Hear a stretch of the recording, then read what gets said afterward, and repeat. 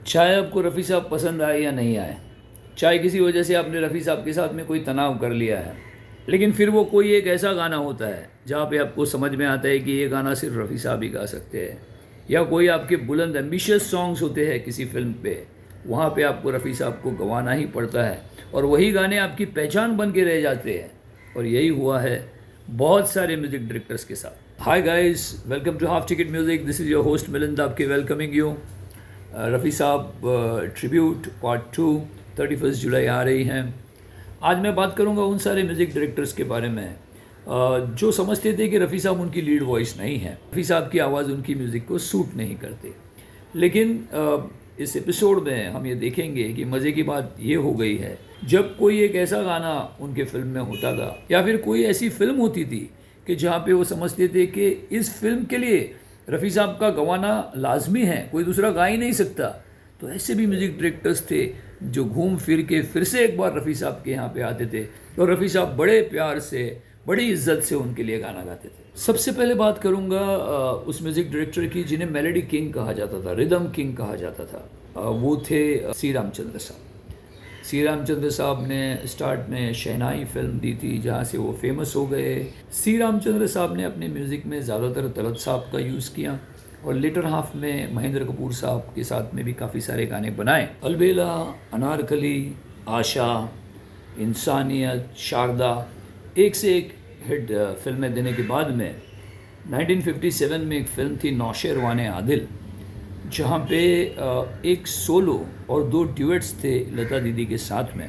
और जब वो गाने गाने थे तो सी रामचंद्र साहब आ गए रफ़ी साहब के यहाँ पे और उन्होंने रफ़ी साहब से कहा कि इस तरह से ये गाने गाने हैं।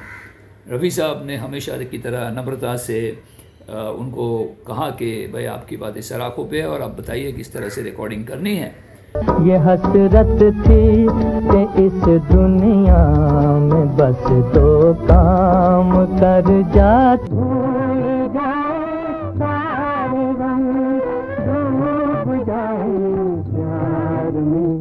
तारों की ज़बां पर है मोहब्बत की कहानी, पहचान मुबारक हो तुझे। सी रामचंद्र साहब ने ये कह दिया कि रफ़ी साहब इज़ द बेस्ट सिंगर। ये मानने पे वो मजबूर हुए कि जो भी अपने डिफरेंसेस थे, लेकिन ये सच्चाई नहीं झुटला जा सकती कि रफ़ी साहब जैसा सिंगर कोई नहीं हो सकता। अगले म्यूज़िक डायरेक्टर सलील चौधरी, सलील दा ने ज़्यादातर अपनी इनिशियल फिल्मों में तलत साहब को ज़्यादा यूज़ किया और अपने letter half of the career में वो मुकेश जी उनके लिए मेन प्लेबैक सिंगर रहे। रफ़ी साहब ने भी उनके लिए बहुत सारी फिल्मों में गाने गाए। लेकिन मैं बात करूँगा फिल्म मधुमती की, और उस फिल्म के लिए सलील दा को बेस्ट म्यूज़िक डायरेक्टर का अवार्ड मिला। उस फिल्म में मुकेश जी ने 2 गाने गाए थे दिलीप साहब के ऊपर। एक सोलो था सुहाना सफ़र और ये मौसम हंसी, और एक ड्यूएट था लता दीदी के साथ में, दिल तड़प तड़प के कह रहा है आबिजा।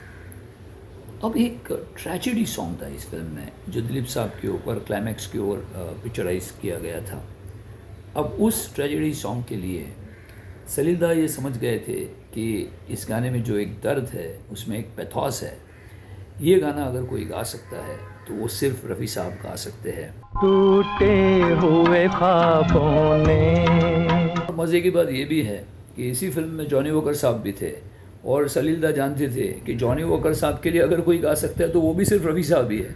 जंगल में मोर नाचा किसी ने न देखा है। और एक म्यूज़िक डायरेक्टर, हालांकि उनके लिए रफ़ी साहब उनके फेवरेट प्लेबैक सिंगर थे। फेवरेट क्या, उनकी इस म्यूज़िक डायरेक्टर की पूरी कैरियर मेल प्लेबैक सिंगिंग एक पे ही निर्भर थी, वो थे मोहम्मद रफ़ी और वो है ओ.पी. नैयर साहब। इसके ऊपर मैं पहले भी एक एपिसोड बना चुका हूँ।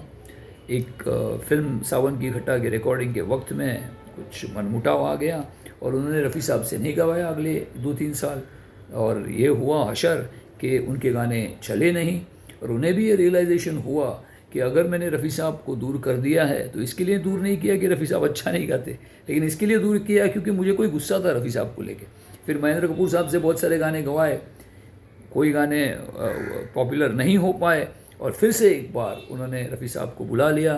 रफ़ी साहब ने प्यार मोहब्बत में उनके साथ में गाना गाना फिर से चालू कर दिया। लेकिन जो वक्त ओ.पी. नैयर साहब ने बीच में गवाया और इसका अंजाम ये हुआ कि नैयर साहब वो म्यूज़िक डायरेक्टर फिर कभी नहीं बन पाए और ओ.पी. नैयर साहब फिर पीछे पड़ गए। अब एक दो बातें उन म्यूज़िक डायरेक्टर्स के बारे में जो रफ़ी साहब को बहुत पसंद करते थे। एक उसमें ऑफ कोर्स नौशाद साहब, एक फिल्म थी पालकी, राजेंद्र कुमार साहब उसके हीरो थे। तो उस फिल्म में एक गाना था, बहुत ही गज़ल टाइप का एक संजीदा गाना था, जो गाना नौशाद साहब ने पहले गवाया तलत साहब से। और जैसे ही राजेंद्र कुमार साहब को ये पता चल गया, और तब तक वो स्टार बन चुके थे, तो वो नौशाद साहब के पास आए और उन्होंने उनको ये बताया कि ये गाना सिर्फ रफ़ी साहब ही गा सकते हैं। लेकिन रफ़ी साहब ने गाने से इनकार किया, क्योंकि ये गाना तलत साहब ने गाया था और रफ़ी साहब जैसे इंसान थे वो ये काम कभी नहीं कर सकते थे। लेकिन बहुत ही गुजारिश करने के बाद में रफ़ी साहब ने कहा कि अगर आप तलत साहब से परमिशन लेके आओ तो मैं ये गाना गा दूँगा। और वैसे किया गया, तलत साहब से परमिशन ली गई और फिर रफ़ी साहब ने आके ये गाना गाया। देखिए, तलत साहब को मैं बहुत इज़्ज़त करता हूँ।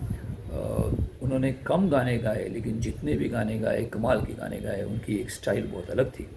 लेकिन ये गाना जब हम सुनते हैं तो जो राजेंद्र कुमार साहब और बाद में नौशाद साहब ने जो फील किया था कि ये गाना सिर्फ रफ़ी साहब गा सकते हैं, वो बिल्कुल सच है। कल रात जिंदगी से मुलाकात। दूसरे म्यूज़िक डायरेक्टर के बारे में बात करूँगा, the great S D Burman, Dada Burman. Dada Burman ने अपने म्यूज़िक में बहुत सारे प्लेबैक सिंगर्स को इनिशियली यूज़ किया, जैसे कि तलत साहब से गाने गवाए, हेमंत कुमार साहब से गाने गवाए, उनके फेवरेट किशोरदास से गाने गवाए। लेकिन लगभग 1960s के बाद में ऑलमोस्ट 10 साल तक रफ़ी साहब उनके मेन प्लेबैक सिंगर रहे। हम सब जानते हैं कि जब फिल्म सुजाता बन रही थी और वो गाना जलते हैं जिसके लिए तेरी आंखों के दिए, बर्मन दादा चाहते थे कि ये गाना रफ़ी साहब गाए, लेकिन बिमल दा ने इंसिस्ट किया कि ये गाना तलत साहब से गवाया जाए।